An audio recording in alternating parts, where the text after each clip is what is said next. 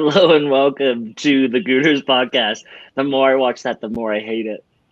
I like at the end where it says like production defo, not Mike. Everything's Andy, and then the other thing is just not me. I just really was reflecting on why did I waste so much time making that. I think you wasted less time making that than it actually takes to watch it. Probably, yeah. That's fair enough. I am personally stuffed. I hope I don't show it too much on the pod. But in honor of today's guest, I've just had a very kind of Massachusetts type meal: lobster rolls and clam chowder. And I'm not kidding. I was going to. What you mean lobster? Lobster rolls and clam and chowder. But I don't think we'll be hearing that accent today. But we've been speaking of voices. Andy and I have been told at times, meaning all the time, that we have voices and faces for print media. Which makes you wonder why we're doing a video podcast. But today we're joined by somebody whose voice was basically created to call football matches, amazing, memorable matches, World Cup matches, Champions League final 2005. Such an integral voice in the early adoption of international football here in the States. So we're really thrilled to welcome to the podcast Derek Rae. Thanks for joining us. Mike and Andy, thank you very much for the invitation. Thank you for that wonderful introduction, totally undeserved, but it's great to be with you. And you're actually making me feel very jealous because even though I'm talking to you from Massachusetts, I would love to have a lobster roll with me at the moment or some good New England roast beef. This is all that's left. There we go, yeah. Oh, it's the best, isn't it? Even though I'm from Scotland originally, but I've lived in Massachusetts long enough to sort of be an adopted New Englander when it comes to food choices. It's the best. And you know, when you roll like Andy and I, you just have lobster 3 times a day, but it was in the roll variety today. So quick shout out, because today is the 11th of November. Veterans on this Veterans Day. We just want to say thank you and remember those who have lost and thank those who have served. It's also Remembrance Day in the UK today. So just really appreciate anybody that has made that kind of sacrifice for their country. Is beyond what I can even imagine. So remember when we had that listener over in Afghanistan, and we were like, "Who the hell's that?" And then it was why is the name not coming to my mind? Was it Dave or? No, it wasn't Dave. No, I know who you're talking about. Yeah, why can't think of Adam Hoffman? Yeah, Adam. And Derek, we're like, wow, we've got a listener in Afghanistan, and we reached out. We kind of, and then we had him on the pod like a couple weeks later, and he was just stationed over there giving us a listen, which was great. We've met him a couple times, so for all of you who are in service, thank you so much. Yeah, and not to relate the two in any way, shape, or form, but you're also making a sacrifice if you're listening or watching this by just watching or listening to this. So today we're going to make it up to you. So. Question for you, Derek. Do you have like a handle on how many football games you've called overall, like what the total is? Do you keep a tab on that? I haven't really thought of it. I suppose I could do a quick multiplication sum. I've been doing it professionally since 1986. So here we are 34 years later. 3 a day, 34 years. Well, there were some years when I was working for ESPN International when I would do, probably 90 to 100 games a year. Similarly, when I was back in the UK with ESPN UK and then BT Sport. The average would be less than that over the course of my 34 years professionally at the microphone. So maybe 34 multiplied by 50 or something like that. We could come to the number. 34 multiplied by 50. That's 1,700. You didn't do that off the top of your head. You just calculated that quick. And then even though I know you work with numbers every day, I'm calling you out. If there's one thing I know, it's maths. And where the heck is my bell? Derek, we have this thing where of all people, me, the guy who isn't from London, tries to use as many like traditional English phrases and I put the U into color and honor and all of that. Yeah. And so whenever I say something like maths, we have the bell that goes up. Oh, right. Okay. Yeah. So well, you can do that the other way with me. If I use an American term, even though I'm not American by birth, then you can do that for me too, if you want to make it fun. I'll be happy to do that. Yeah. So I have a list. I mean, you've of all the games you've not every one by one, but you've called many European championships. The Major League Soccer here in the U.S. for both the league and for individual teams, Eredivisie in Holland, the Brazilian Top Flight, the Scottish Premier League, my son's travel soccer league, League Champions League. Andy's son's last 4 attempts at potty training. How's that go? Is that happening, Andy, by the way? He's about that age. Dude's been potty trained for like 7 months. Oh, okay. So when are you gonna get around to it? Yeah. I don't lead by example. No, that's neither one of us do. At least 6 men's and women's World Cups, Europa League, the Mozambique 3rd Division. You've worked with NBC Sports on the EPL here in America, and of course, currently the Bundesliga for ESPN. Have I missed any? I mean, that's a pretty darn good resume, or CV, I should say. There we go. Yeah, CV and resume. 2 nations divided by a common language. It has been a lot, and to be honest, I'm very grateful that down the years, producers have given me the chance to do a lot, because when I talk to my colleagues, especially in England, and I've got a lot of very close friends who are professional commentators in the UK, they will tell you that their entire careers have been built around the English game. And listen, I love the English game as much as anybody, but my career has been a lot more versatile. So it's sort of been, in the early years in Scotland, where I'm from, broadcasting for the BBC. When I came to the USA, getting the chance to do the Dutch League, the Brazilian League, the Champions League, the Spanish League, the Italian League. And as you mentioned, MLS, also the A-League in its early years, college soccer in the early years in the USA, for me, the early years. And then when I went back to the UK, pretty much everything again. So not just Scottish football, English football, non-league football, women's football, the Bundesliga, which is very dear to my heart, Serie A again, and the sort of merry-go-round of doing all these different leagues. And I do believe that when it comes to big tournaments, a commentator who is subjected to all these different leagues is much better served than somebody who's only doing one league and really can't put it into context unless it's in reference to that one league. Well, and you really do you do latch on to a specific commentator when you're watching an elimination tournament like a World Cup or Euro Championship, and you feel like you're just kind of being brought through the tournament by that person. It sounds weird, but I certainly have felt that way. I know in the 2018 World Cup, you happened to do a lot of England games, and that was the year it was coming home until it wasn't. But it's always coming home until it's not.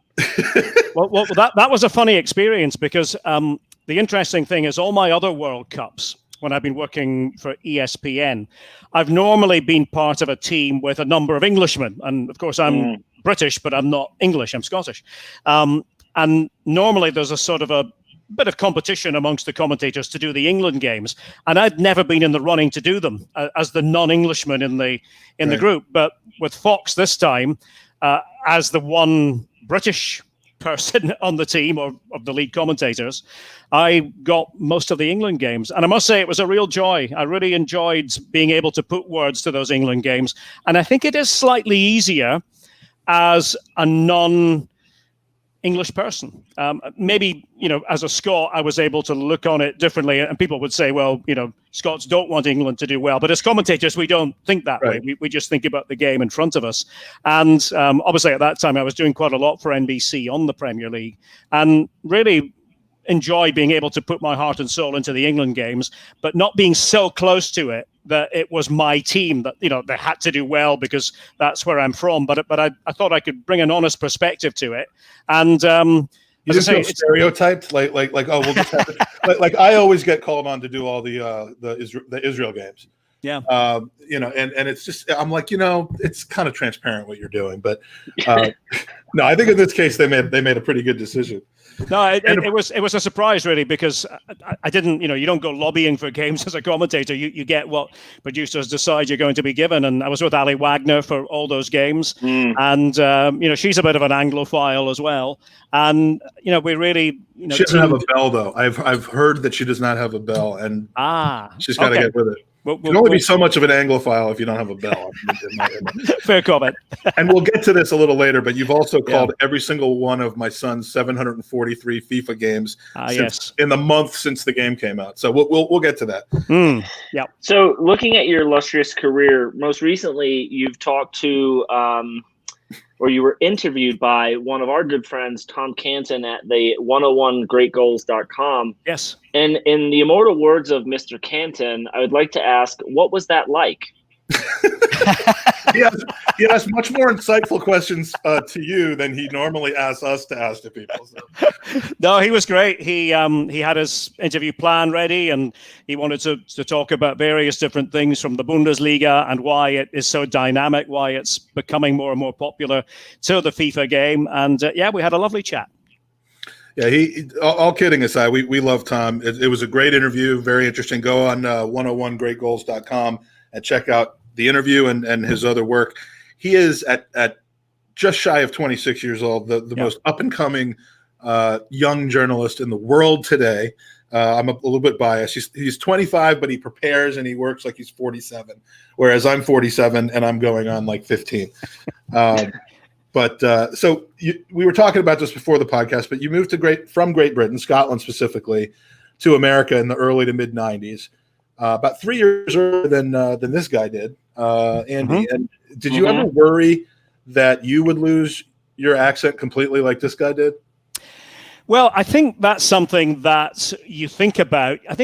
I thought early on in my career in the USA about, to be honest, how I was going to earn a living, because when I first approached TV producers in the USA in the 90s, so it's a long time ago, the answer I got back was that they didn't really want a British sound too much. They wanted to hear American voices speaking like Americans, because the theory was pretty quick, I think. well, it changed, but you know what? It was actually probably a bit longer than you might think, because there was a long period, I would say, right the way through the 90s into the 2000s, where, and maybe this was because of the NASL and the fact that there were so many Brits involved with that, there was a kind of an idea that when the World Cup was coming, that Americans could only really appreciate it if they had that traditional sort of American sportscaster sound attached to it.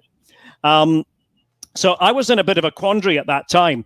And I think in the 90s, my early work in the USA, I sort of developed this slightly more Americanized style purely for commercial reasons. But it didn't take me long to realize that it wasn't me. And I didn't really see myself continuing doing that sort of thing, and then said, you know what, I'm going to just do what I did at the BBC. And if that's not good enough, then fair enough. And it turned out that the style that was preferred did evolve, and producers into the 2000s began to prefer hearing other British commentators like Martin Tyler, like my friend Ian Darke, people like that. And it's certainly come full circle now. I mean, I think that your accent is your accent, and a good commentator is a good commentator. And authenticity is what matters. Yeah, but that good commentator could be somebody from, Kansas City, Missouri, or it could be somebody from, Dublin, Republic of Ireland. It doesn't mean that you can't do it just because you have a certain accent. Well, I keep telling Andy I think our podcast would be about 10,000 times more credible if you could just get that accent back, though, Andy. Because, I mean, I'm left to have to fake it while you actually should be able to do it. I mean, would you ever be like, do you ever do that like for fun? I've always wondered. Yeah, absolutely. And you know which accent I love you doing. So if you do a full podcast in your angry old Jewish lady voice, I will do one in my listen, there's no way that's going to happen. I'm not going to do that. Not for anybody. All right. So I think I've come to the right place, by the way, because I am known amongst people I work with and friends as a bit of a mimic. So I think we're all going to get along very well on this podcast. I think so Derek, I've always been curious of this. So whenever the Premier League would switch from network to network, there was always that weird month transition where they would think, American audience, we have to dumb this down.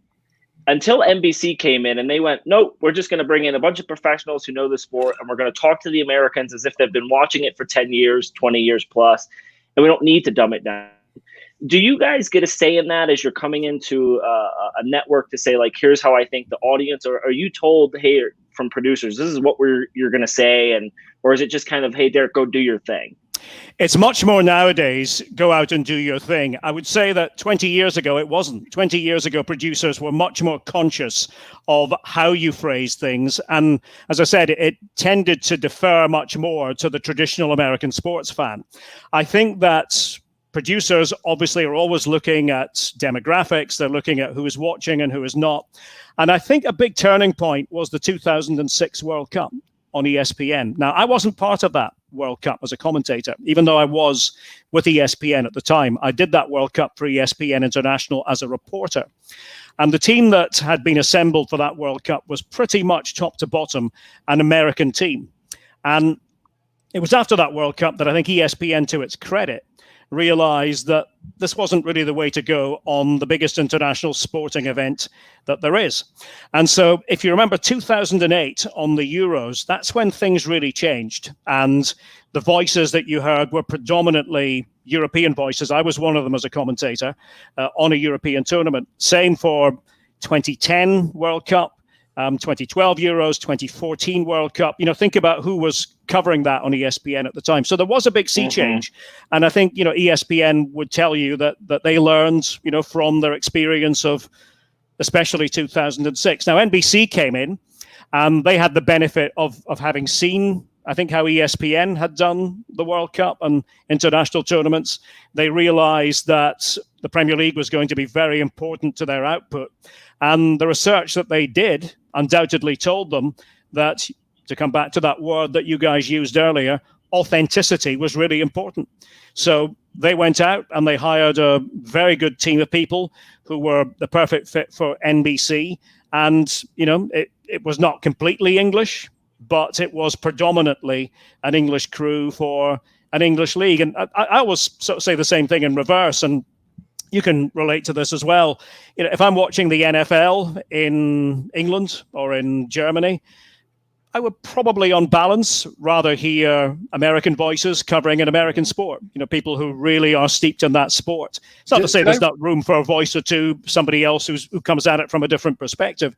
But, the NFL is the ultimate American sport, and it makes sense to hear American voices. Did I read that you were somehow involved with English broadcasts of Thursday Night Football? I was. So without not listening to your advice, though, but they are hiring you, so we should not really. No. So without contradicting what I've just said, Prime Video, when they came along to do the NFL Thursday night package in 2017, they approached me with a view to trying to get me to be the alternate feed commentator.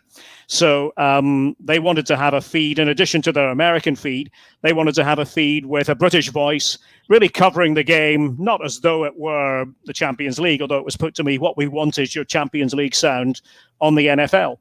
And I loved it, did it for 3 years. It was a great experience. I mean, not something I'd ever planned to do or thought I would get the chance to do, but it came my way, and I'm very determined at this point in my life to take on new projects and do new and interesting things. So that was a challenge, and we got great feedback. We're not doing it this year. They decided this year that they were not going to have that particular feed as part of the package, but as I said, grateful for the opportunity.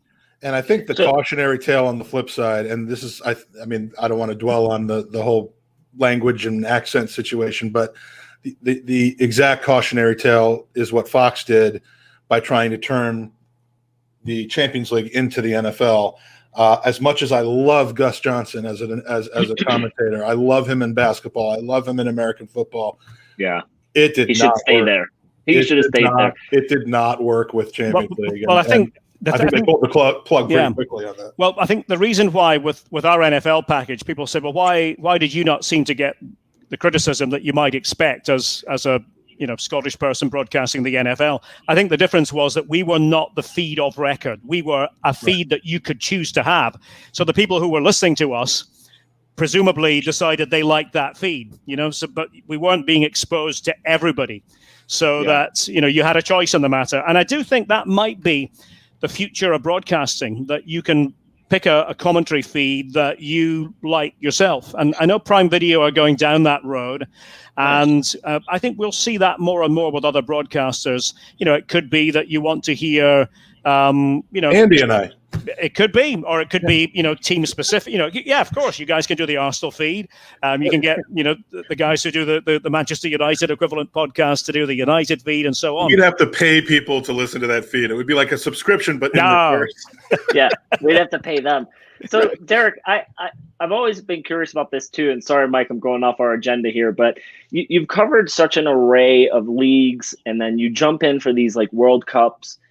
How much time do you have to spend in your free time just studying the various leagues and players from around the world. Because I remember hearing Troy Aikman doing an interview as a Fox NFL commentator, and he just said, especially when you're doing the color, you have to be so accurate because the people listening at home often know more than you do. And so you just can't ramble on. Like, you really have to know your stuff. So in your free time, is it constantly just watching matches? Like, how are you keeping involved with all the upcoming superstars in the game? And, you're focused on Germany. Are you watching England and all the matches in the Premier League and vice versa?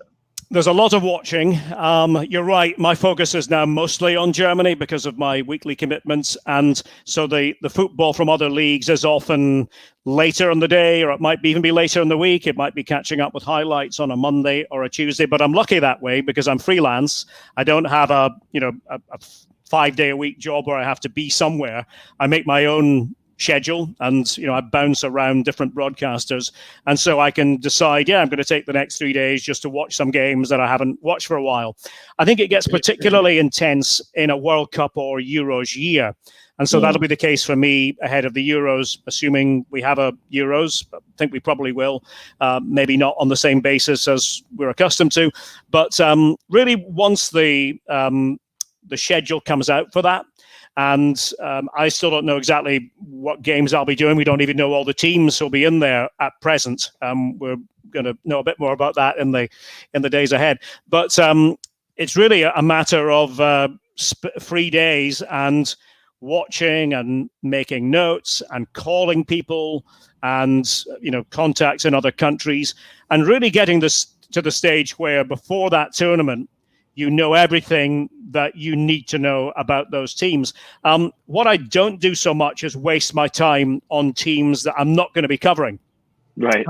Now, of course, in the knockout stages, you could be landed with a team that you haven't done much on. But what I tend to do is, if I have, and this has been the case at the last couple of World Cups and also the Women's World Cup in France last year, if I have 11 or 12 teams on the group stage, I will know everything about those teams down to going through them with a fine tooth comb, and then I'll make sort of smaller notes on the other teams, the ones I could get, and of course then you're watching as the tournament starts, and it's much easier to do a team that's 3 games into a tournament than it is for starters. When that team plays its first game, especially if it's a team that you haven't really commentated on before, that is the big research challenge. But it's a joy to do it. I mean, it's something you really have to enjoy as a commentator. You have to love the process, and it's a bit like, you feel it's like building a house. You start with nothing, and you watch it sort of grow with each passing day and passing week until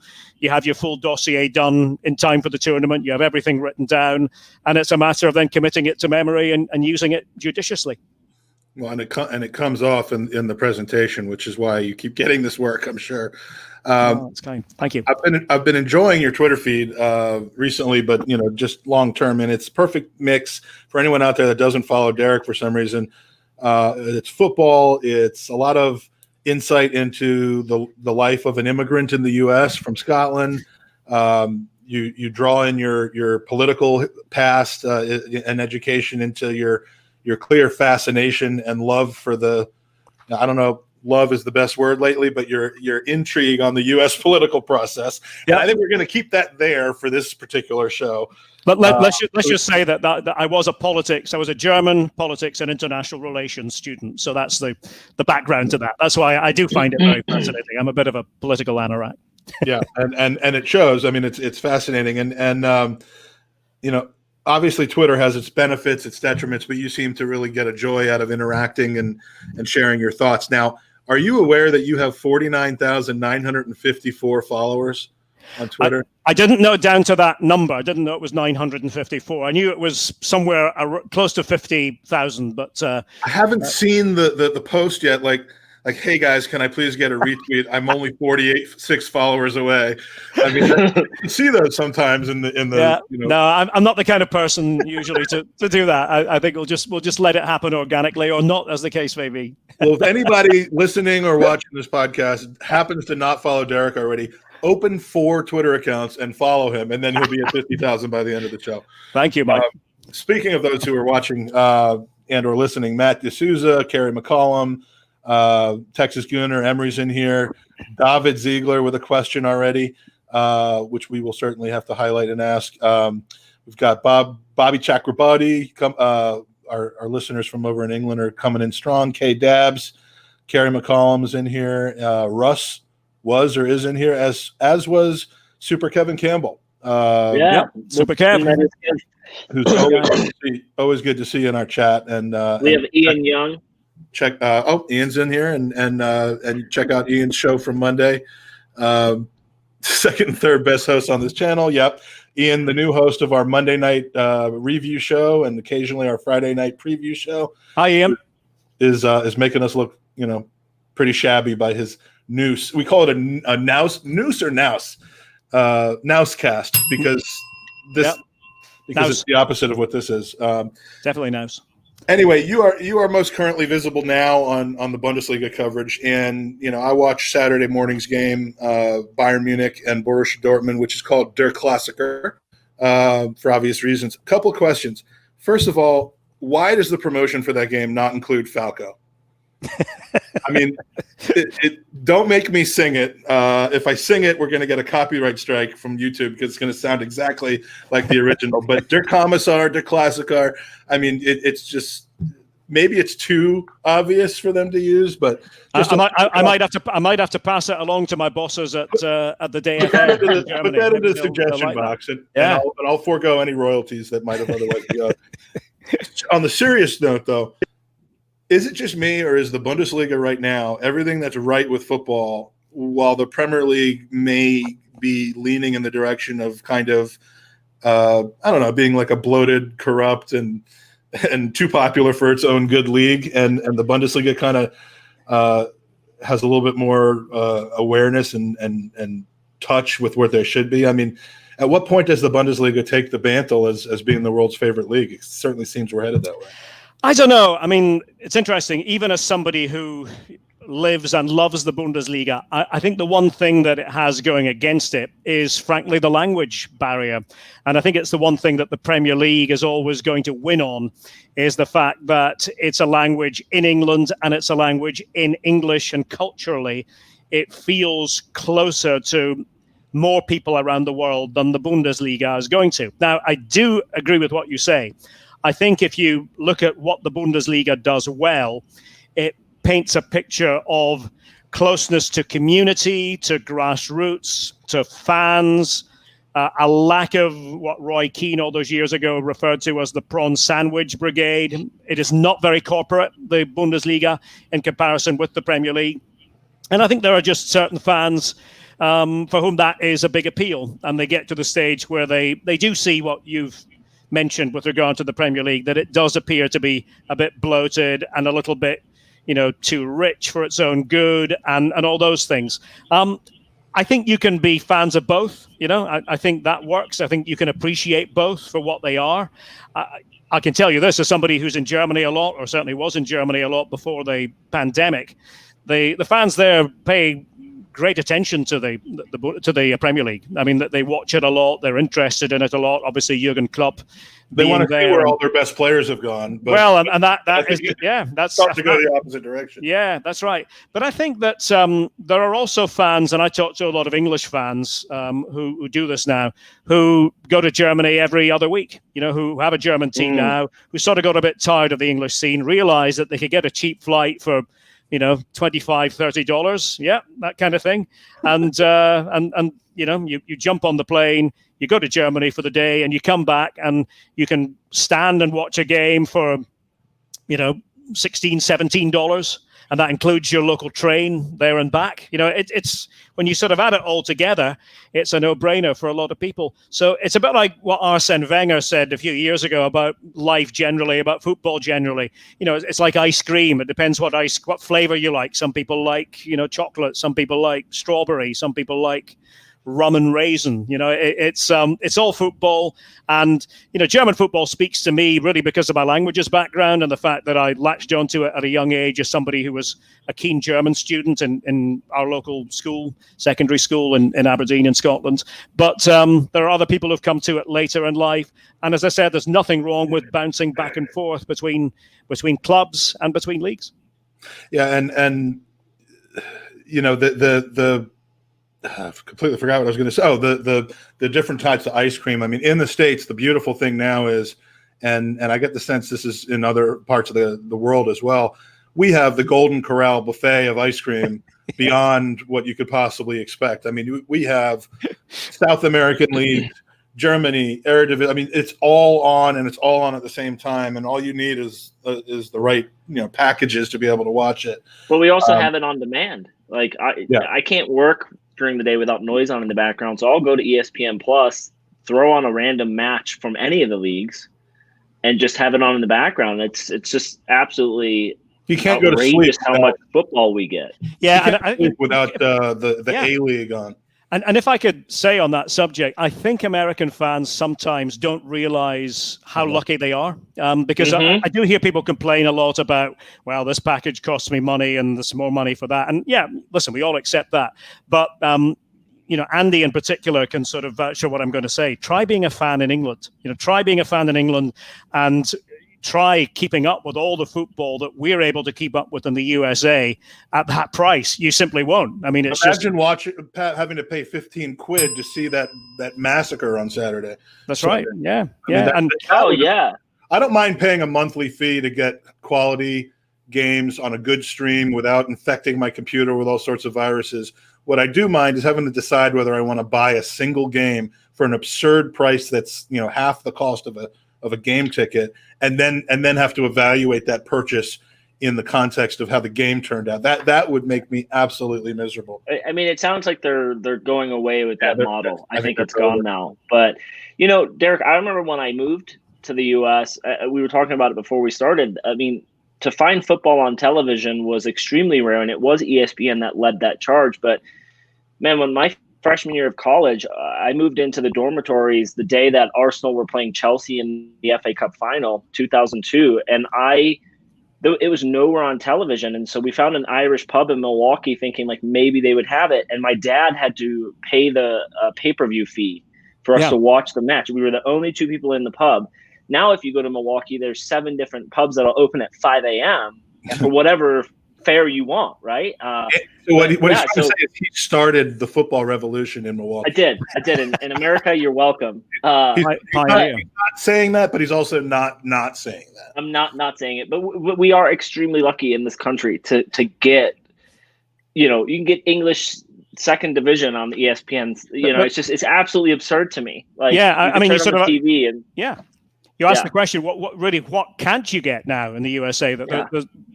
You're hard pressed to find a league that is not available. A good domestic team. Yeah, but it's just not the case in England in comparison. And it is good that you mentioned those earlier days. I remember when I first moved to Boston, there was no way to watch the Premier League at all, but there was a way to watch Serie A because I lived in the Italian section of town, the North End in Boston, and that was my Saturday and Sunday. I'd go into the coffee shops, into the cafes, and sit with my cappuccino and watch Serie A. And only later did the Irish pub thing come up, where these Irish pubs would have rights through Setanta, and you'd have somebody on the door who had to collect the money, and that money would go to Setanta, and you wondered, was the feed going to come through in time or was it not? There was that sort of moment of doubt when phone calls would be made to Setanta. Is it coming our way? Are you going to feed it through? And look at it now. I mean, between NBC with the Premier League, ESPN Plus with the myriad leagues that you can get through ESPN Plus, CBS All Access with the Champions League, Univision, Telemundo, go down the list. beIN Sports. I'm missing out other entities, but they're all there.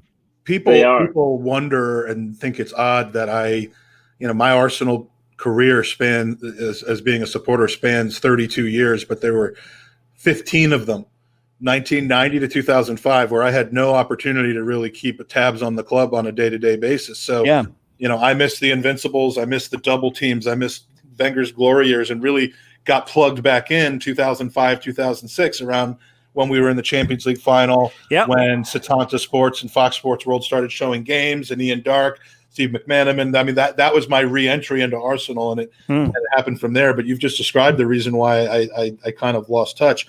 You've mentioned in other interviews that your favorite modern-day stadium in the world, I believe, is the same as mine, Signal Iduna Park in Dortmund. I took 3 years ago, a day trip from Berlin to watch them play because I had to get the bucket list thing of standing on the yellow wall. Arsenal had played Dortmund a number of times over the 5 preceding years in the Champions League, and the atmosphere there just looked sick. And so I had to see what it was like. It was amazing. I saw the following goal, and if you can, I've spoiled this in previous podcasts, but name the incredibly talented offensive mastermind that scored this goal on the day I was there.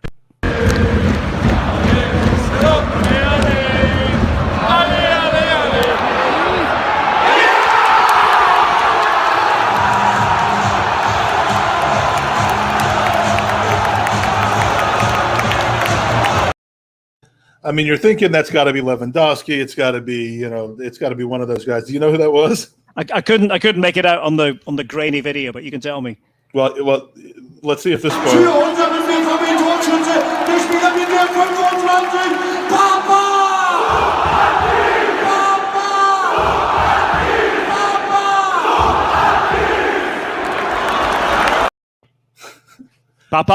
Papa Socrates scored one of the best goals I've ever seen live.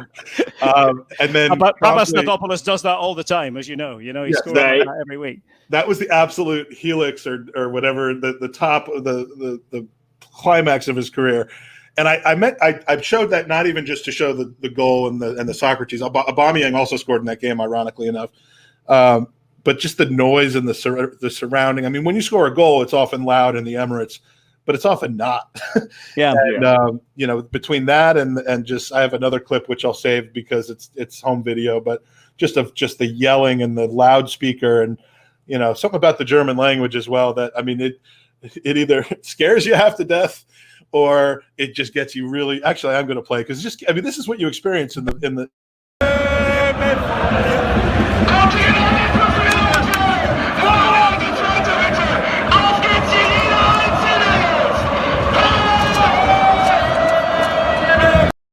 I mean, it's just sensory overload in every way that is beautiful about football, and I know that might not be everyone's cup of tea, but to me that was just an outstanding day. Well, there was nowhere like you were lucky enough to be on the Exude, as it's known, the Exude Tribune, the South Terrace, and there is nowhere like that. I mean, there are other standing areas in Germany and passionate standing areas, but that is just something very special. And I've always said that if I had the power to choose the venue for my last commentary match, whenever that is, hopefully a couple of decades at least from now, then that's the place I would choose. I've been lucky enough to commentate from there so many times, and it never gets old. Yeah, that's absolutely terrific. I hope to come back. Sorry, Mike, did you have something else? Yeah, go ahead. So the Dortmund-Bayern game, we see a 3-2 win for Bayern, and we see a goal chalked off by VAR, which, I mean, if VAR was a toenail, that would have been it. 2 hours earlier in the Premier League, we see perhaps the most ridiculous offside VAR call with Patrick Bamford, Leeds at Palace, that changed the entire outlook of the match. Have you called anyone did you guys get to discuss this? I mean, it must be so annoying for you as a commentator as it is for fans to not know what to say or do. And how do you get excited and one not to? Is it just kind of a thing where you say, okay, I'm going to call every goal as though VAR is not getting involved, and then we'll backtrack? Or it must be so frustrating for you professionals that are doing this week in and week out. I think we've learned to adapt a little bit. I mean, I think you still call the goal as though it's a goal because, I freely admit there are times when it's only 2 or 3 replays in that you realize it might be controversial or it might be tight. It's definitely changed the dynamic. I'm not necessarily against that, though, because the number of times I've commentated down the years when I've seen that somebody was clearly offside or onside and it's been wrongly called, and all we want is for it to be fair. So, yeah, it can be frustrating, and sometimes I think it probably does make us hold back a little bit in terms of, trying to say that that a game is won necessarily, because you're never quite sure if a game is won because it could be called back straight away. It's the nature of the modern game. I know that a lot of fans are uneasy with it. I think are going to be for a while. I think especially with the sort of the minuscule nature of of a lot of the decisions nowadays. And I think the handball clarification this season has only made it more complicated, given the, what is handball with regard to the upper arm and the lower arm, and how that can play into how somebody is leaning and where the arm is, the part of the arm with which you can score. But as a commentator, I haven't thought too much about it. I think I was a bit lucky with VAR because working in Germany, we had a whole 2 or 3 years over England, where it came in, first of all, as a pilot program. It wasn't online, so to speak. It was done as an experiment, but we were fully briefed on how it was being done. And then it came in Germany a bit earlier than in England. And I've always sort of felt that in England, it was done a little bit on a half-baked basis for starters, in some competitions, on some nights, but not in every competition. And it wasn't necessarily explained that well, I don't think, in England. And I think it's undeniably true that English refereeing has always been markedly different than refereeing in other countries, and it sort of prided itself on being a little bit different. Whereas now the difficulty is that the IFAB really is leaning on the Premier League to be much more like the rest of the world, so that you don't see that difference when it's a Champions League game versus a Premier League match. Yeah, and I just don't understand from, you've got arguably the world's largest sport, and we're not looking at how other sports around the world who use technology have adopted successful practice. Rugby, everyone sees it on the screen. You're hearing the referees communicate over the loudspeaker. Australian rules football do something very similar. I think the NFL is, this year more than others, sped that process up quite significantly, where before they would take 5 minutes and now it seems like it's a very quick process. But I just don't understand why world football haven't introduced here's how Hawkeye worked with tennis, here's how X, Y, and Z's worked in other leagues. We should adopt all these processes. And then, for me, the Premier League should take a step back, and maybe other leagues, and say, let's get the offside rule down first, right? Let's get that cemented. And then we're going to go to the handball. Then we're going to go to the penalty. And then in 5 years, hopefully we've ironed out all the issues and we can put it on a bigger scale. But it's so damning for us as people who, and again, we're paying this money to watch this, and it's like the game just is getting ruined, in my opinion. But, I guess the old adage of like, you win some, you lose some, it evens out throughout the season. Maybe it does, maybe it doesn't. I don't know. It's interesting when you talk to people in refereeing circles, and also people who I know who work for FIFA, they will tell you that a lot of these recent changes have stemmed from a desire to have higher scoring games. That it really is designed to have more goals. That's where the handball comes in, for example. Things like that. That they really would like to see more goals. Why take away a Bamford goal or a Lewandowski goal? And that's certainly a good argument. But that's what they're trying to do. That instead of it being regularly being 1-0 or 1-1, they would like to see more 3-2 and even 4-3 games. So that's where a lot of these get rid of the offside rule. Changes. Boom. Well, yeah, and then we would have 12-11 games for sure. That's what I relied on in youth football, was just that the fact that I could just stand there next to the goalkeeper and distract him without any offside. Can we get a 3-point line, so when Papa shoots from 40 yards out, he gets 3 goals? Gus Johnson in to call it. It'd be like that rock and jock football. Before we get off the Bundesliga, we have a question from David Ziegler who used the word, he says, you used the word grassroots earlier, talking about Bundesliga. Can the MLS, now 24 years into its life, actually achieve that, or is it permanently going to be a quote-unquote AstroTurf, and I would add the word retirement league? It's an interesting question, that one, David. I think that you've got to look at the Bundesliga and the MLS. By calling him that.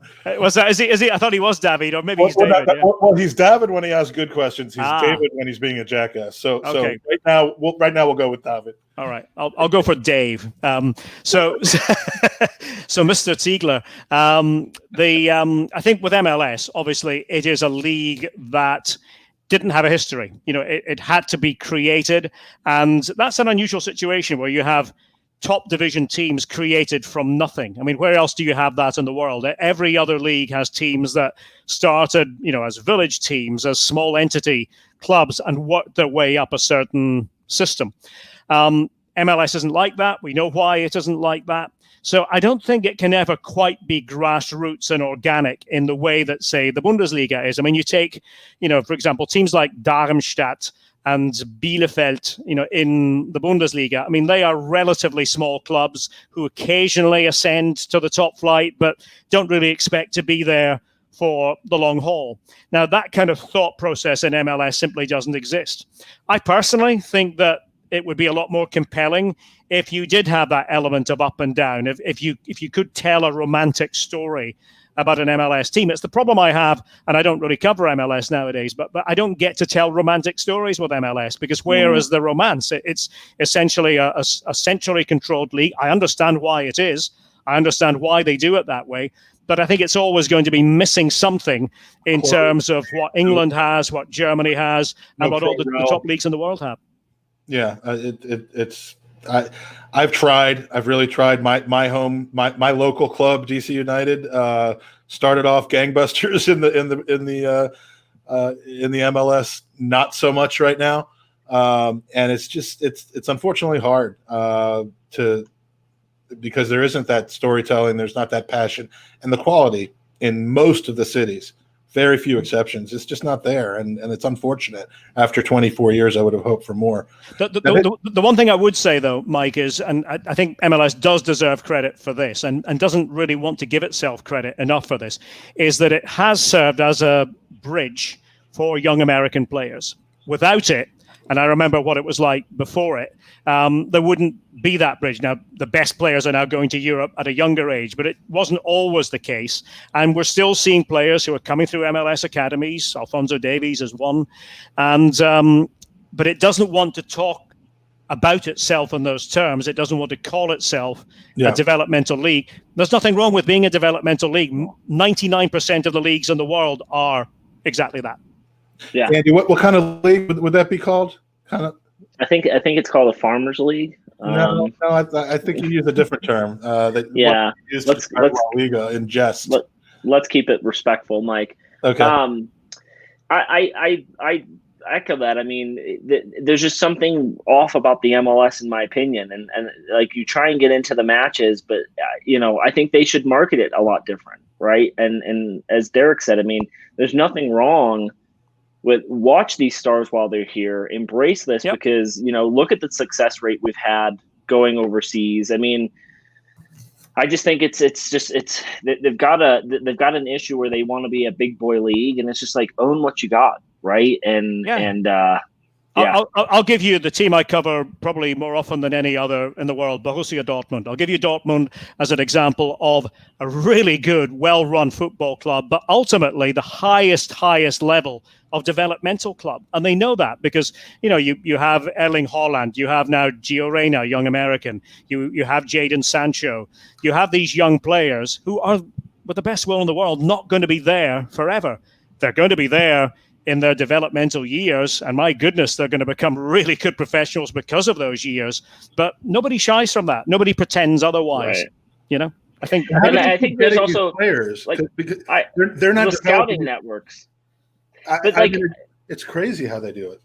I don't follow the Bundesliga as much as I probably should, because I know the quality of football is decent. But I know enough about world football, and I think if you polled a lot of people who know world football, the first thing they think of Dortmund is the superstars that come through that program. Yeah. And that's something I think you should, like, if you're a Dortmund supporter, you should be proud of that. You're probably angered that you don't get to hold on to him as long as you could. But, like, look at West Ham back in the 90s. They were just spitting out talent. Yep. I mean, half the England team came through that youth program, and you can even say the same about Southampton. They love the fact that they're able to bring through these crazy youth players, and it's just absolutely absurd to me. But again, it's just take ownership of what you have, I've always said the league itself, it's a misnomer, Major League Soccer. Once you call yourself Major League Soccer, it's difficult to then try to sell yourself as a developmental league. But that's what it's called, and that's where we are. I think we all as people who live in the USA or, connections with the USA, we wish it the very best. We want it to be good. I mean, I want it to be good, but it's good. It has its faults. It has its limitations because of the nature of how it's been set up. And again, I understand why it's been set up that way. Yeah. So speaking of teams that have their faults, we got to talk about Arsenal. This is an Arsenal podcast. Yeah. We're not going to dwell on necessarily on the game on Sunday, but before I get to you, Derek, Andy, I want to throw it to you because your patience with Arteta in what I've seen and heard from you lately seems to be running a bit thin. It seems to be a little bit, and I'm disappointed in the kind of football we're playing. I do think we're kind of exactly where I was saying we were a few weeks ago, which is that he seems to have transformed the mentality around playing against big teams, getting up and up for those games, helping our defensive play, our play away from home, which probably doesn't hurt that we're not playing in front of opposing fans. But where we have not closed the gap yet is in getting up for the teams that we should beat and taking those games seriously. And some, not that Aston Villa is a patsy. They looked awfully good on Sunday, more likely because of us letting them be. But we just really seem to be the opposite of flat track bullies at this moment. So, what are your thoughts? I think I said at post Manchester United that if Arsenal played at the intensity that they did in the Manchester United match for 38 games a season, they would be challenging for the title. And as you said, we don't do that. We play down to certain opposition. Let's not forget that this Aston Villa side also thrashed Liverpool no less than a few months ago, right? So it's not a bad team, but we looked awful. And Aston Villa, it was a 50-50. We allowed them to make us look awful, but they just looked better on the day. Personally, for me, I'm not Arteta out. I don't think I don't know. I thought you were joking. I haven't really been losing my patience with him. My frustrations comes around. He's lost a lot of weight, Owen. So to call him a heavy Arteta outer is really right. Weird. My frustration comes from the fact that we're seeing Aubameyang pushed out to the left, which isn't working. We're seeing Lacazette down the middle, which isn't working. When you have a player of Aubameyang's class, just throw him down the middle, throw someone else on the left, put Lacazette on the bench and just say, hey, you're not scoring goals. I'm just not seeing a system that's working. We're trying to force a 4-3-3 when we're not seeing that work. Against Manchester United, we asked Elneny to hunt and Partey to really cut out in the middle. That worked. For Aston Villa, we needed to be on the attack and we needed to just be pressing high. I just feel like we always say, like, hey, Arteta had a plan B, a plan C. We're just not seeing it. It seems like we're back to the Arsene Wenger of, here's our tactic. We're going to force it every match and see what happens. It's not working.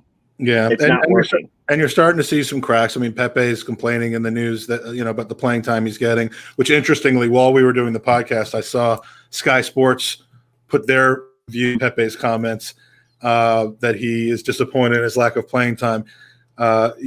Your good colleague and our friend Lee Dixon responded to the tweet by saying, play better than. Well, I was about to say, hey, Pepe, if you didn't keep dribbling the ball out of bounds and if your first touch was better, maybe you get more playing time. So, why, yeah. So, Derek, other than like the entirety of North London just moving to the city of Dortmund, what's your assessment now that we've led up to this? We know that that you're real plugged into the Bundesliga, but that you do as much as possible catch Premier League, that you have some ties to North London that you've told us about.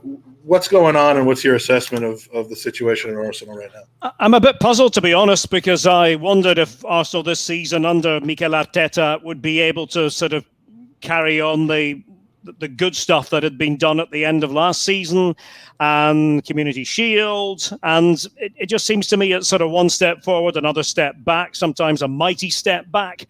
I think that he doesn't know what his best team is. He seems to sort of flail around, and also the tactics, which you mentioned there, seem to be different in every game. Obviously, in the Europa League, it's been a different team, almost a second team for the Europa League. When I've watched Arsenal in the Europa League, it seems that somebody like Joe Willock is playing very well, but doesn't get a sniff when it comes to the Premier League matches. And again, I realise that you've kind of, some players are going to play some days, others on other match days, and Willock has been assigned these Europa League games. Willian hasn't fired, has he, really? I mean, in a way that surprises me. I think that Aubameyang debate is important. I mean, I'm a huge fan of, as you can imagine, somebody who covered the Bundesliga for a long time, huge fan of Pierre-Emerick Aubameyang, but you've got to let him excel. You've got to put him in the position where he will excel. So I think it's a mixed bag. Maybe that's being kind. In fact, that's being very kind, because I do believe Arsenal should be higher up the table. And for me, the Aubameyang thing is just so frustrating because he looks like a player who is devoid of confidence, and that's not him. Like, even when things don't go right, we used to see him chasing the ball down, making apologies. Now he lost his smile. He drops his head, and it's like, if you're Arteta and you've played in these games, you've worn the captain's armband, you know how important it is that your captain is leading by example. You got to make a change. Like, we're just not seeing it with him out left. It's just not working. And I understand that it can work, but we need to worry about the next match. Throw him up top, because Lacazette's doing nothing. I mean, he's literally just a passenger at this point. And you know how we are, Mike, as Arsenal fans. Like, everyone's like, okay, well, when Martinelli comes back, we're going to throw him on the left and everything's fixed. Well, no, because after 2 games of Martinelli being back and him not having a goal or assist, we're all going to say he's shit. We need to ship him off. Right? It's just like that's the Arsenal fan way right now, which is kind of upsetting, but we need to calm down. Yeah. One question I have for you, Derek, is around Matthew Guendouzi. So we saw him as a talented player, maybe a little bit of an ego in the locker room. Personally, what he did at Brighton with the comments he made, that's football, and I think that, whilst he should be coached, that wasn't the right thing to do. Sometimes you need a player to be the only one who had Leno's back. Exactly. And Owen mentioned it on the pod a couple days ago. When we were playing Villa last year and we were losing to them, it was Guendouzi who turned the tides, because he was tasked with going after Grealish, and then the match changed, right? After which I called him our future captain. Right. So he's been loaned to Berlin, immediately contracted the coronavirus, unfortunately, so he missed a couple games, but now he's finally broken into the starting lineup. What do you think of this opportunity for him? Do you think this is a fresh start where he might find his foot in a new league, or do you think this could be an opportunity for him to turn around his career and say to Arsenal, here's what you're missing, bring me back? I think it's a bit of both. I think it is an opportunity for him. I think it's probably the opportunity that he has needed. I mean, yes, unfortunate that he contracted COVID-19 just about straight away upon moving to the German capital. But what I like about the move from his point of view is he is going to a team that will play attacking football under their coach, Bruno Labbadia. There are some German teams who don't do that as much, but Hertha, even though their position is relatively lowly at the moment, they did win against Augsburg. They needed that victory at the weekend. And I think they have signed him to be one of their stars, certainly for this season. I think they see him as somebody with potential to get better from a playing point of view, somebody who will benefit, I think, from the cultural experience of going to another new country for him, to being around some very talented players. I mean, Hertha have a guy, Mateus Cunha, Brazilian, who is one of the superstars of the league, to my mind, at the moment. And I think being in that sort of company with a big club, big city club, as they more often refer to themselves as nowadays, I think will help him in the long run. It remains to be seen, what it means for his career as a whole. But I think we'll find out an awful lot about him from a character point of view at the end of this season with Hertha. Yeah. It makes just Arsenal fans, I think, furious that we have this just extremely talented player, and there's just a player we're desperate for, right? We made the comment, like, midfield, we're just not performing and creating an attacking sense, and he can definitely do that. We've seen him do that, and it just seems like that's the Arsenal curse right now, is we've got this fantastic player who's just not mentally ready to be at a club of Arsenal stats, or maybe, I don't know, hopefully that changes. Too soon maybe with him a little bit, and he had some incredible success, and I think it went to his head. I saw him as being like a light, energetic, passionate influence on the club, where he was kind of kept in check by some of the older players, and that's when I was talking about him, I wasn't saying make him the skipper at that moment, but I saw things in him in that Aston Villa game last year that showed me that he was Arsenal through and through, and then it just hasn't gone that way for him. And clearly, he needs to grow up a little. Like, if that Leno incident happened to David Seaman back in the late 90s, early 2000s, it wouldn't have just been Gwen Doozy who went and grabbed a guy by his neck. It would have been 4 or 5 people standing in line to have done that, because that was the Arsenal back then. And we need some shit stirrers. Like, every club needs those people. To follow that up, talking about contracts and wage packets, I think was the part where he lost his head. Back it up with your actions, not with taunts and because he didn't out earn Neil Maupay in that game. He just he showed him he didn't earn the extra money that he's getting by being at Arsenal, and that was a little classless, whatever you want to call it. But I did like the fact that he stood up for his teammate, and he was the only one that did that. So we want to be respectful of your time. I appreciate you sticking with us a little bit. No, it's no problem.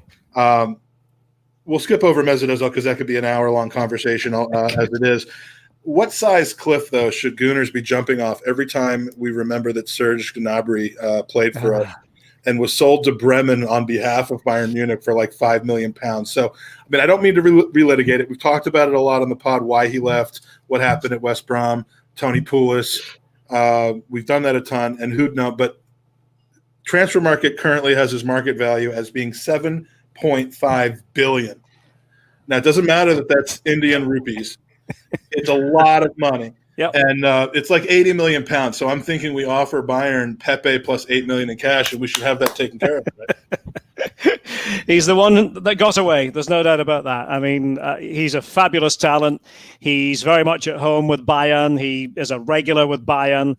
They value him very highly. And, again, I think he did the right thing for his career. He realized what he had to do if he wanted to take that next step. And he saw that was in Germany with smaller clubs initially, with Bremen, with Hoffenheim, and has landed at Bayern.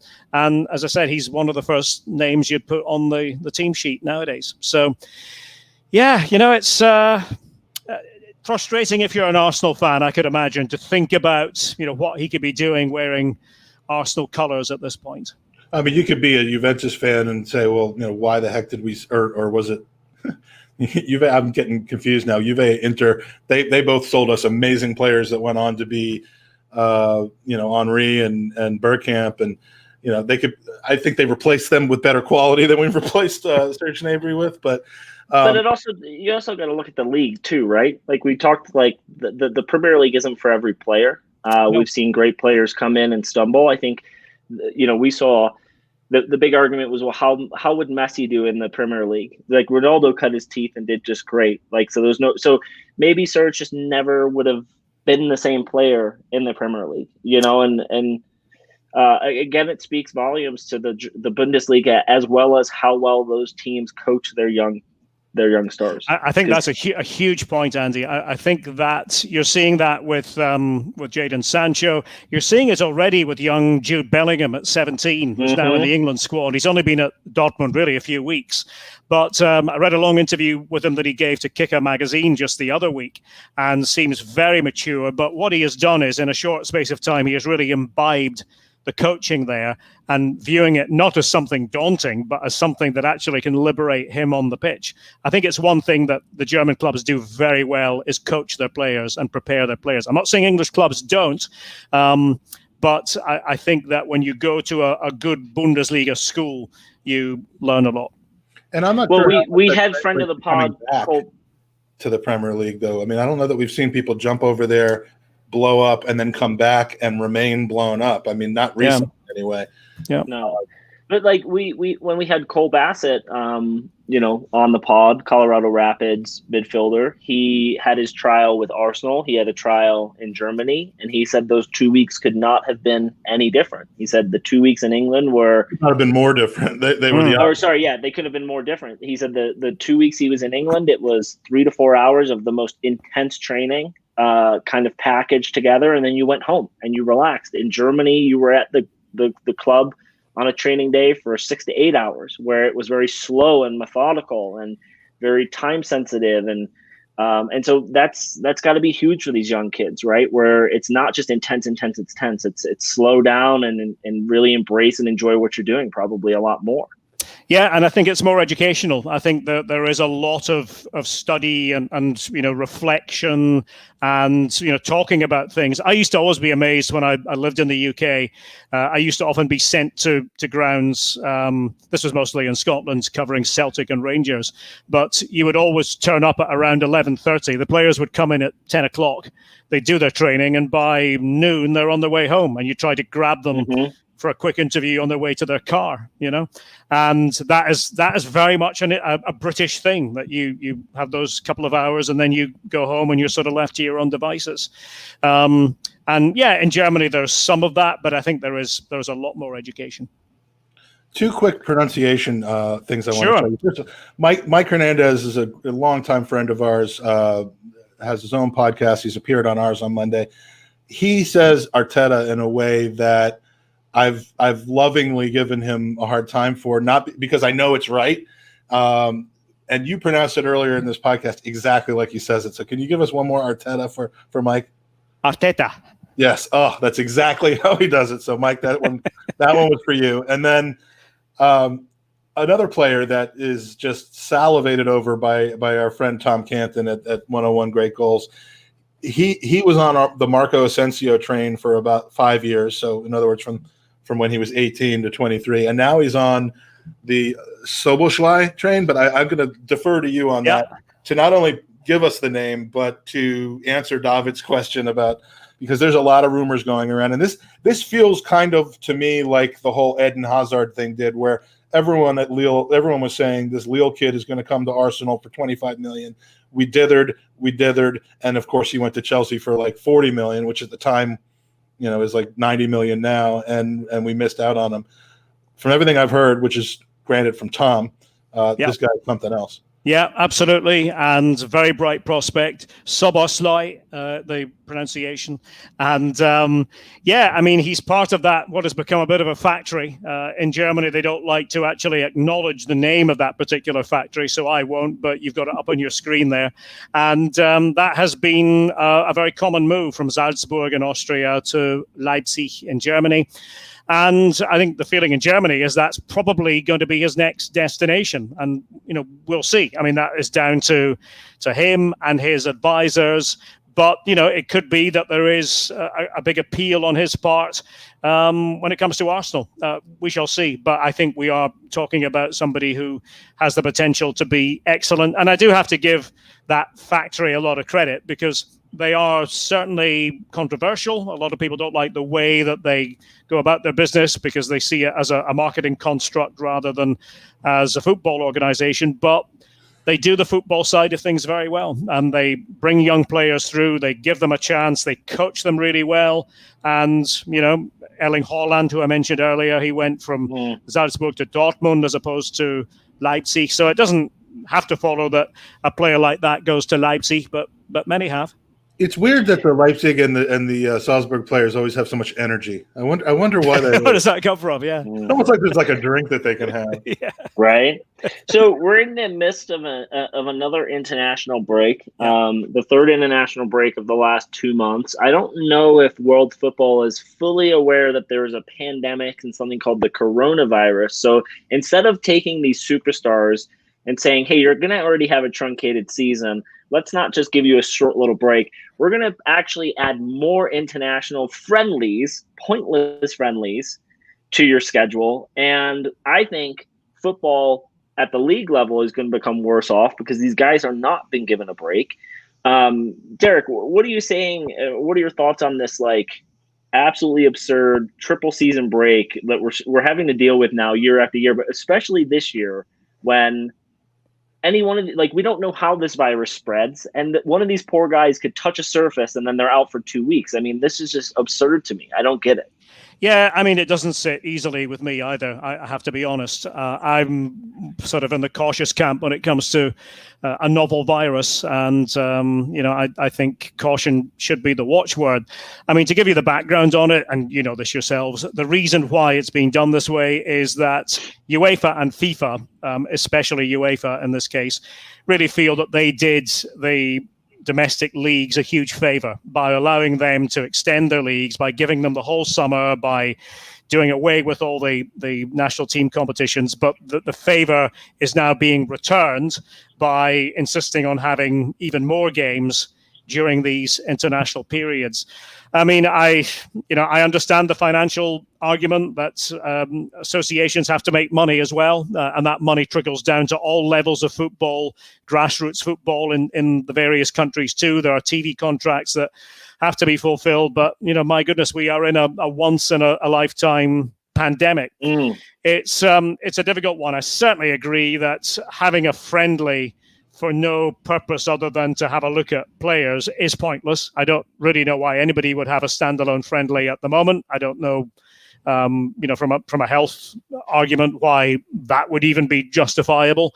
I think in an ideal world, we would restrict these games to the absolute minimum that have to be played from a competitive point of view. And by that, I mean 20 minutes long. Well, maybe even that might, but determining who goes to the Euros. Listen, I can see why you have to somehow try to get those games in. Maybe at a neutral venue that makes most sense to decide who's going to play in the Euros. That does have to happen unless you flip a coin. But I think it's very clear that in the last international break, when players were out of their bubbles, not full bubbles, but out of their bubble situations, left to their own devices, then COVID-19 spread more freely. I mean, that's undeniable. And we're seeing it already in this international break. So, yeah, caution. Yeah. I just, I understand the financial piece to it, but why not just say, you know what? It's, again, a once-in-a-lifetime thing. We know the Euros is scheduled for next summer, hopefully, with or without fans, who knows. But you know what? In this year of all years, we're going to expand. So those teams that were on the bubble, you're in. And we're gonna make up the TV time by having more games for people to watch, a bigger spectacle. And there may be more Cinderella stories, as we mentioned before, that everyone loves, and just create something different. But you're right. I mean, for me, to force these guys into pointless friendlies is absolutely absurd. We should be able to, Gareth Southgate, I don't know if Giggs is still the Wales manager based off of what's happened recently, but these guys should know who their players are. They shouldn't have to know if Jadon Sancho needs 60 minutes. Like, you've got enough scouting material and you've got enough team that can look at these players and go, they're on form, et cetera. And then for the other smaller clubs or countries, playoffs, just throw them into playoffs really quick. Keep it safe. I don't understand it. Plus, it ruins the flow of all of our leagues. It's a very difficult one. And, I think that they've been dicing with danger. I think that it's almost as though they're trying to say, right, let's just get to November, get this one done, and then we won't have to worry about it now until the springtime. I mean, we all have to be treading carefully. And I think people are watching football rightly. They're watching to make sure football as an industry is doing the right thing at this time. I mean, we are several months short of vaccines, and that's going to be a slow process as well. So we need to get to that point and do the least amount of harm. Absolutely.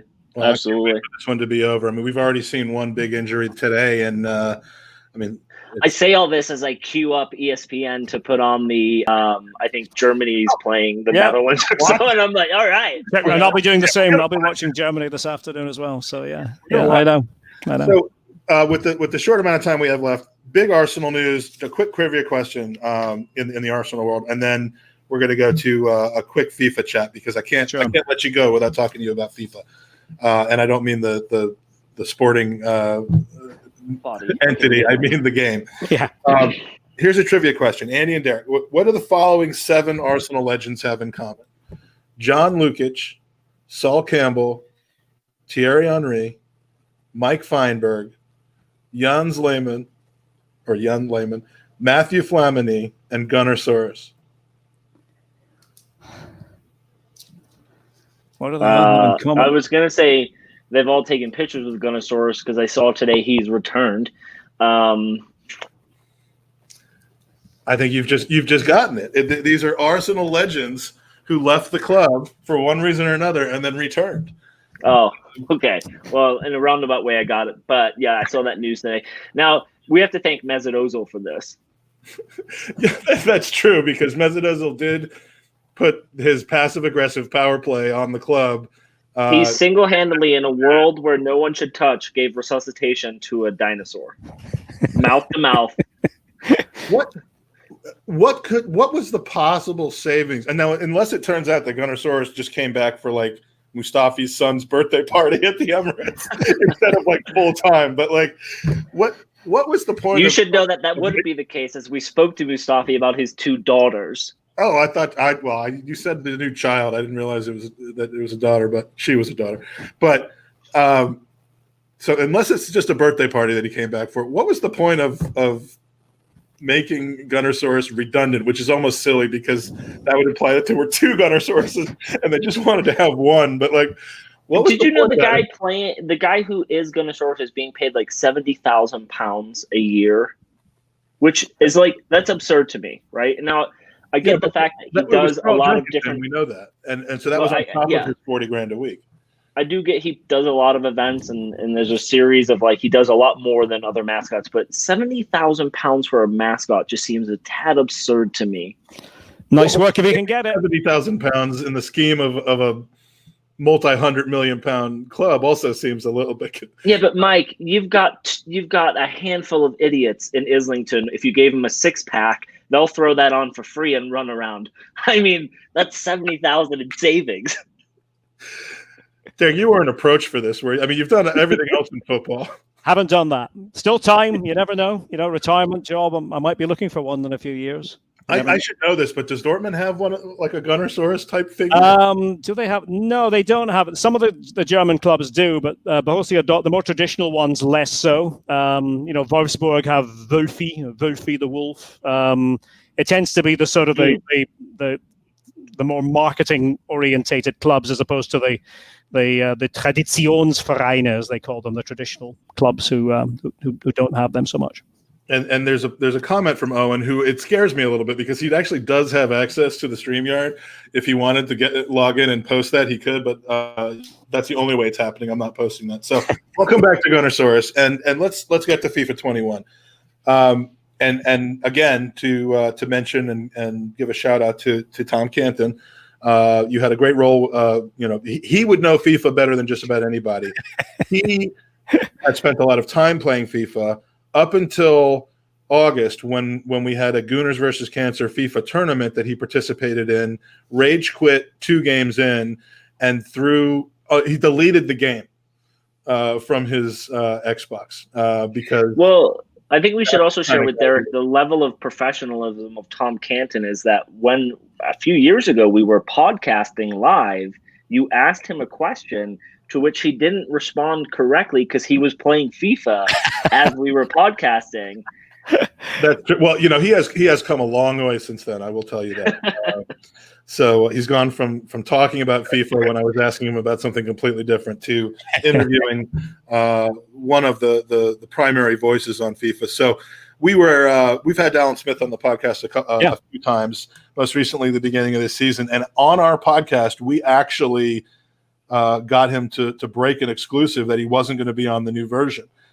This was before it was widely known. So my assumption, and Alan may have said this, he might not have said this to me, but he said that there was this major power play. It got really dirty. He fought hard, but then like Lee Dixon turned on his teammate. He told EA Sports a bunch of like awful things that Martin Tyler and Alan apparently did, said where the bodies were buried, and bada boom, you and Dicko are the sole English commenting team. So does that sound like your version of what happened? Oh yeah, you know how ruthless we are. We always no, I mean major power play from you. I got to hand it to you. There is promotion and relegation in video games apparently. Well, I mean FIFA is a very iconic game, and it's a real honor to be part of it. And really, as commentators, Lee and I have been a team as commentators since FIFA 19. Initially doing just the Champions League and Europa League, and then last year, doing everything, and same last year with Martin and Alan, and this year with just us. So our job hasn't really changed. We just go in and we do what we did the year before. And, obviously Martin and Alan are legendary broadcasters as well as being great guys. And, I know that people who played FIFA for a long time greatly appreciate their work on the game as well as on TV. And I say this year for me was a challenge because obviously I couldn't travel to do any of the FIFA voicing, and so it was done from this very building that I'm talking to you from now. This was the studio for FIFA 21. I can't wait till Andy and I get to be able to do the podcast from our homes instead of the studio that we go to. I've just had this genius thought that Derek will probably say no to immediately, but because we have this big Gooners versus Cancer charity that we've raised so much money for, and Lee Dicko has been such a big part of that and partnered with us. And so is Alan.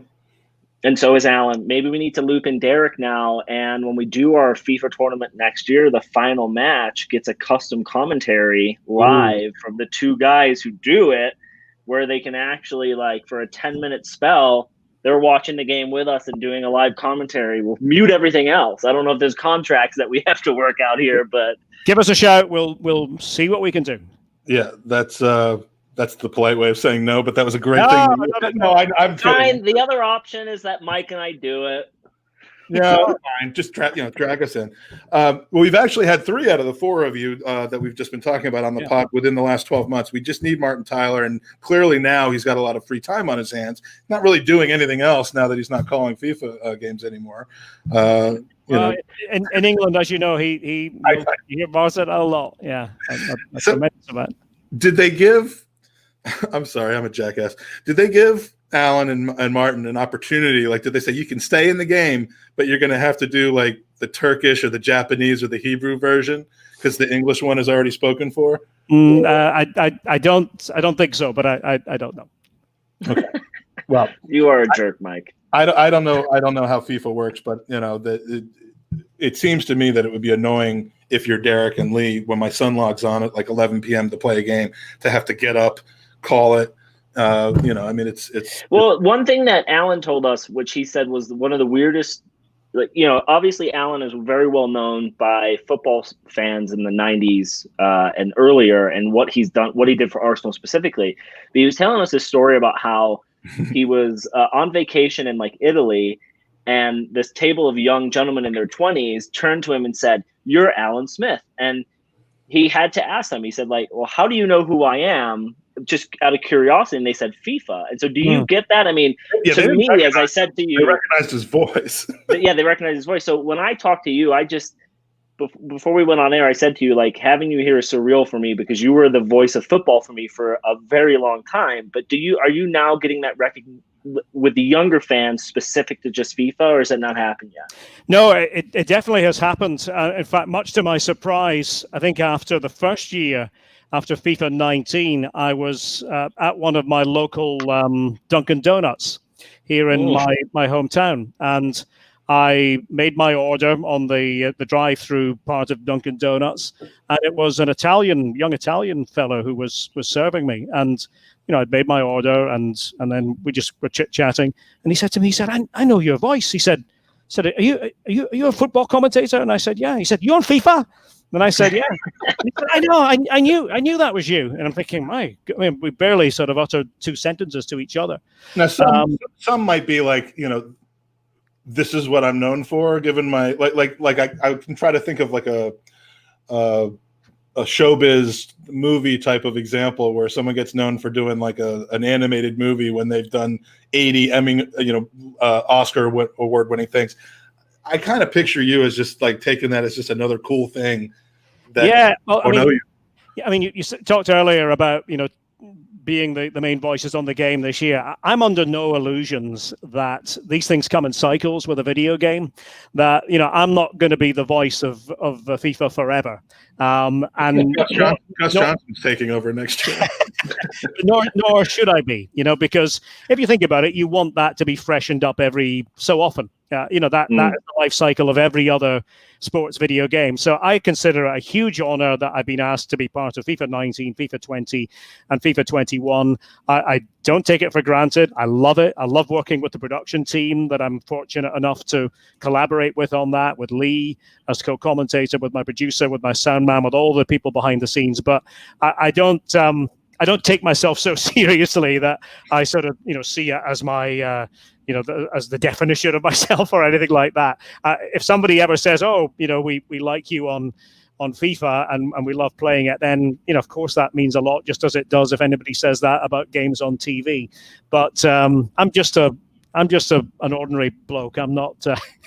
I'm not. He's just a man standing in front of an EA Sports game, asking them to love him. Well, some things are cyclical in life. You, my friend, are evergreen. So we do need to know from Owen, though. Excellent question. This is the kind of insight he brings to our podcast. Did you get those donuts for free? No. No. It's not for free. No. What the hell, Duncan? Yeah, come on, Dunk. Come on, Dunk. You've just gone behind Duncan Ferguson on my list of favorite Duncans. Now, Derek, do you actively or have you played FIFA in the past? What level would you say you are? I mean, I am beginner's level even now. I have forced myself to play, but of course I'm really not the typical FIFA generation. I'm in my early 50s. Sure. I didn't grow up with video games, so I've had to catch up a bit. I mean, I've always known about the game. I've known people who played the game, and I did want to understand how it's played. What I tend to do more than play it myself, although I do from time to time, but what I do is I watch people who are really good, high-level players playing the game. And the reason I do it is not so much because I'm interested in their game. I'm interested in how they use the commentary. So I'm interested in how the commentary comes out. So I make little notes to myself, really with future editions in mind. So I can say to the producer, yeah, this phrase is being used a bit too much. Maybe I could change the way I say this. Maybe, this needs to be softened a bit. Maybe this needs to be hardened a bit. And I know that the production team does that itself. So, they go in and will play the game themselves purely from a sort of a quality control point of view to make sure that everything is as it should be. So it's a constant learning experience, and you're just start lobbing in crosses to make sure that there's enough variety of description. Yeah, I mean, if I was Derek, knowing I'm going into the holiday season, everyone's presents from me, if I were him, would be a FIFA 21 game. Yeah, it would just be here's your version, and then you're set. Gifts are done. That's perfect. Thank you to Ola in the chat with a super chat. Salute to Mike, Andy, and Derek Rae. Love from the UK. Thanks for joining us while you're driving around, Ola.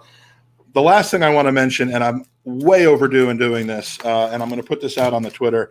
One of the contacts I made while kind of surveying for people to help us out with really good prizes and things to bid on in the Gooner auction for Gooners versus Cancer, which, as we've mentioned, raised almost $22,000 for the Leukemia and Lymphoma Society. One person that reached out to me was named Ruth Beck, and Ruth Beck is an Islington native who is an artist and wanted me to have some of her prints to either auction off or to include as kind of bonus prizes to people who made bids. She sent over a big pack of amazing art to my office address, which is the one I gave her. And then for 3 straight months, I didn't go to the office until yesterday. So I just want to show, I mean, the artwork, the prints are all, I think, 8.5, 11. It's Islington Highbury stuff. It's Arsenal related stuff.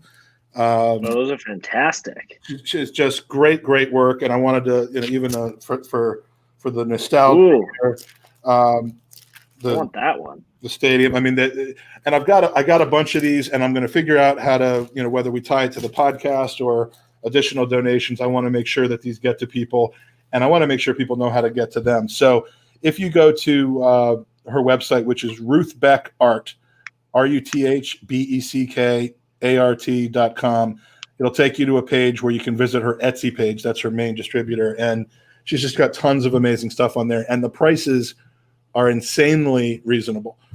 It's not an expensive thing. So I just wanted to make sure to give her a huge shout out. I'll let her know that I've said that, and hopefully people will be steered to her website as a result.